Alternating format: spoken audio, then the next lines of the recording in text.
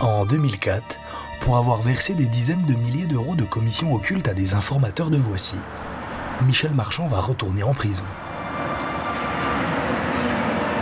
Hasard de la vie, à cette période, son avocate Caroline Toby défend aussi un certain Xavier Niel, 37 ans, déjà roi d'Internet. Il est sur le point d'être placé en détention provisoire pour proxénétisme aggravé.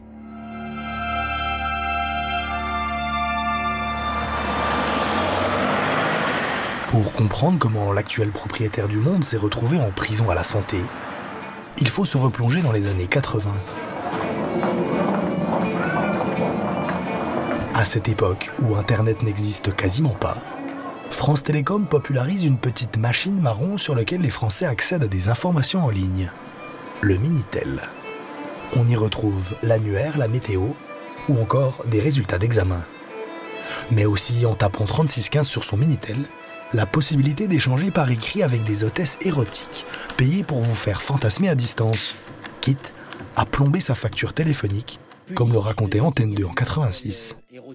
77 centimes toutes les 45 secondes, dont 48 tombent dans l'escarcelle du serveur. Un jackpot. Très vite, les pubs pour différents opérateurs de Minitel Rose se multiplient à la télé. 3615 Ula, 3615 Ilona.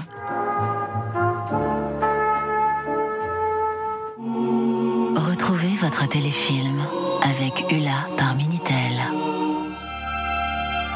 C'est dans les années 90 que Xavier Niel s'installe avec quelques jeunes animatrices Passage Crimée à Paris.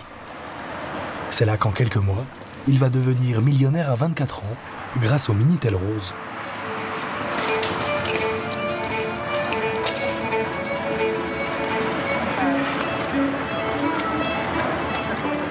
« 30 ans plus tard à Marseille, on a retrouvé une de ses animatrices de l'époque, Isa. Donc on était dans une salle un peu petite, là, avec du Minitel partout, des fils de partout, crado un peu. Chaque fille, elle avait plus ou moins 2 Minitel, parce qu'on se créait plusieurs personnages. Parmi les collègues d'Isa, cette jeune brésilienne. Retrouvée 30 ans plus tard, elle va nous raconter comment elle excitait les clients pour le compte de l'actuel propriétaire du Monde. On dit qu'on a tel âge, qu'on est habillé en portière telle, qu'on a un petit décolleté, qu'on fait 90B, qu'on a de belles fesses. Et puis au fur et à mesure, on va introduire une espèce de dialogue qui va créer une espèce d'excitation dans le cerveau de l'homme, enfin du client. 3615 pour mon cul, 3615 branle-moi la chatte. Le but du 3615, ce n'est pas d'exciter le mec, c'est de faire gagner de l'argent, parce que plus le client reste branché, connecté plutôt, et plus on a de l'argent. Donc le but, c'est ça. Enfin, c'est du vrai proxénétisme intellectuel. Un business du cul un peu border, dont les affiches incitaient parfois les hommes à frapper les femmes, ou les petits garçons à fantasmer sur leur mère.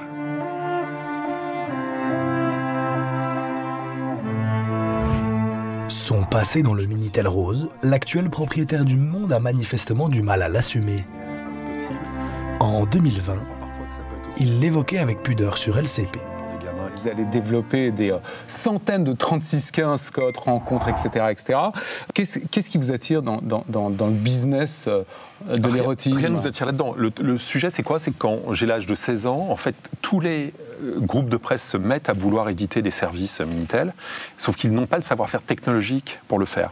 Et donc, ce qui se passe, vous avez retrouvé des très belles images, bravo. Oui, parce que c'est ça. Là, vous êtes au maximum. Hein. Là, vous êtes au maximum de ce qu'on a fait. Vous êtes au top du top. Là, on est au top. Voilà, c'est voilà, ça à l'époque, ouais. c'est ça le Minitel Rose. C'est ça le Minitel Rose, mais là, je vous jure, vous avez poussé le truc à des niveaux qu'on ne voyait pas à l'époque. Mais donc, le chose, c'est que tous ces groupes de presse voient un moyen de générer et d'obtenir des recettes supplémentaires, sauf qu'ils n'ont pas le savoir-faire technologique pour créer ces choses-là. Et vous avez un groupe d'ados qui vont dont je fais partie, qui vont aller travailler pour toutes ces sociétés pour aller créer leur service Minitel. Sauf que quand j'ai l'âge de 18 ans, plutôt que d'aller travailler au travers d'intermédiaires, je vais me dire je vais faire ça pour mon compte et je commence à faire ça pour mon compte. Mais selon Claudia Tavares, Niel était moins pudique quand il incitait ses employés à travailler sous des pseudos plus que limites. 11 ans à défoncer. Jeune fille, 11 ans à défoncer. C'est un pseudo, ça? C'est des pseudos, ouais. Jeune fille, dépucelage à 13 ans.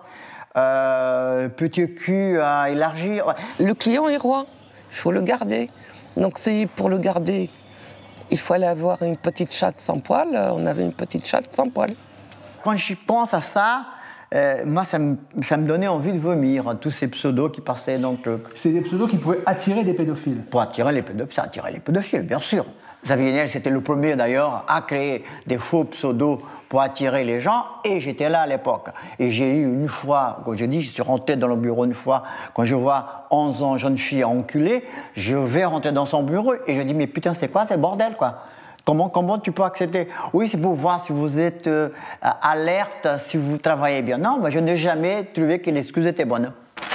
2 gérants de serveurs ont été interpellés aujourd'hui par la gendarmerie. Ils auraient diffusé et transmis des images de mineurs à caractère pornographique. En 1996, alertés par des photos pédophiles sur les serveurs internet de Niel, les gendarmes perquisitionnent sa société. Ils ont saisi 2 disques durs et l'un des 2 serveurs qui les intéressait particulièrement, c'est WorldNet. La section de recherche de la gendarmerie y a repéré des images d'enfants à caractère pornographique. Défense de l'un des directeurs de la société, Internet est très difficile à contrôler. Quand les services de gendarmerie sont arrivés, ils ont trouvé et ils ont eu accès à de la pédophilie, mais provenant d'on ne sait où, probablement d'une machine très éloignée et qui avait été déposée par une personne anonyme. C'est le seul moyen d'éviter ce type de choses, c'est qu'au niveau mondial, tous les pays puissent trouver une législation qui s'adapte à Internet et qui évite ce type d'abus qui sont répréhensibles au plus haut point et scandaleux. Est-ce qu'avant l'arrivée des gendarmes, Xavier Niel sait qu'il y a des images pédophiles dans les serveurs? Bien sûr que si. Il sait très bien. On ne peut pas être propriétaire des centres serveurs, d'avoir autant de Minitel et ne pas savoir ce qui se passe. Bien sûr que oui. C'est quoi l'histoire? On a eu, voilà, ce site hébergeait des gens, des pédophiles à l'époque, qui faisaient des rencontres entre eux. Ça, c'était hébergé chez nous. Je me rappelle. Comme c'était maintenant. Et je me rappelle aussi de cette descente de policiers, parce qu'on était dans nos bureaux, on ne savait pas quoi faire, et on avait interdiction de parler aux gendarmes à l'époque. Sauf qu'il y a eu un truc, c'est qu'à la veille, je me rappellerai toute ma vie, avant que les gendarmes arrivent, il y a eu une tonne de papier, une tonne, vous ne pouvez pas imaginer, qui a été foutue à la poubelle dans les machines à l'époque, pour couper tout ça. Qui vous avait dit de faire ça? Xavier Niel. Avant l'arrivée des gendarmes, il vous dit quoi? 24 heures avant. Il vous a dit quoi? Il faut se foutre à la poubelle, tout ça, tous les archives. Le mot, c'est plutôt des archives, parce qu'on avait beaucoup d'archives. En marge de problèmes de pédocriminalité dans ses serveurs, Xavier Niel investit dans des sex shops et des pipe shows à Paris et Strasbourg. De véritables machines à cash, le tout au black. Chaque fin de mois, c'est la tournée des popotes. Des exécutants ramassent des milliers d'euros en liquide qu'ils rangent consciencieusement dans des enveloppes.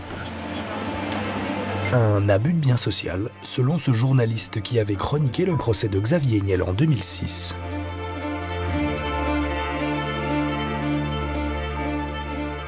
Il y avait beaucoup de black.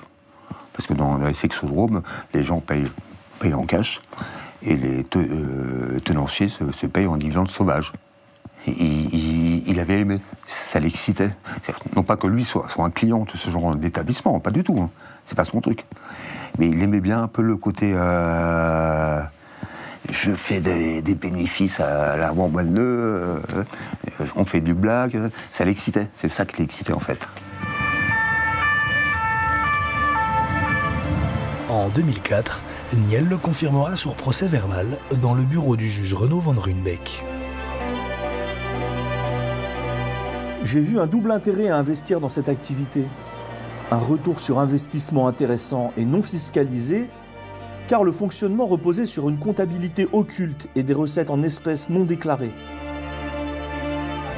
Sauf que très vite, Van Ruynbeek se demande si tout ce cash ne serait pas généré par de la prostitution clandestine dans les pipe shows de Niel. Certaines des hôtesses d'accueil, appelons ça comme on veut, se laisser toucher, pénétrer ou autre. Donc ça, là, on est dans la bascule vers le proxénétisme. Alors en juin 2004, Niel et son associé Fernand de Welter sont mis en examen pour recel d'abus de biens sociaux d'une part et proxénétisme aggravé d'autre part. Quand Niel est écroué quelques semaines à la prison de la Santé à Paris, l'info fait la une du 20h de TF1. Xavier Niel a été écroué. Il est suspecté d'avoir investi dans plusieurs établissements à caractère pornographique qui auraient même servi de couverture à des activités de prostitution. Il aurait perçu en argent liquide 50 à 80% des recettes des pipe shows. Joint par téléphone, son avocat rappelle que son client n'était qu'un des actionnaires des sociétés incriminées, qu'il ignorait tout des activités de proxénétisme. Le PDG de Free.fr ainsi qu'un associé et 2 dirigeants des pipe shows ont été incarcérés. 20 ans après ce passage en prison, lors d'une campagne de promotion de son nouveau livre, Niel racontait l'épisode à l'animateur d'une de ses boîtes de prod.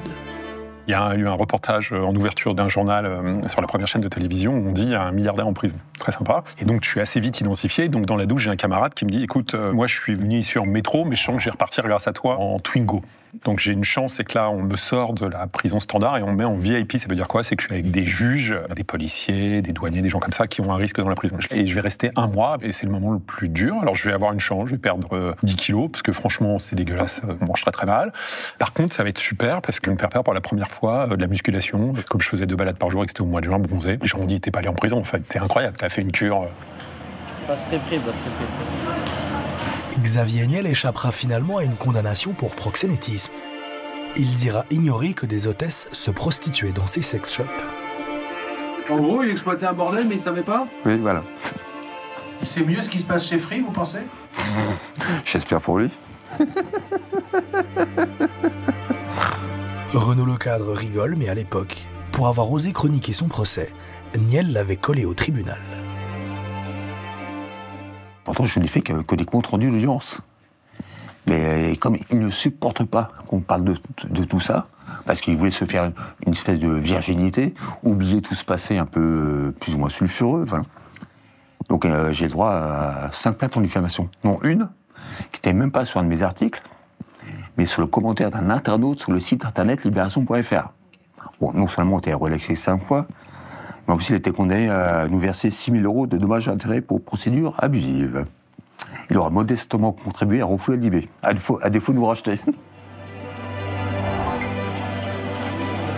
Pour s'être rémunéré au black avec l'argent liquide de ses sex shops, Niel sera finalement condamné à 2 ans de prison avec sursis et 250 000 € d'amende pour recel d'abus de biens sociaux.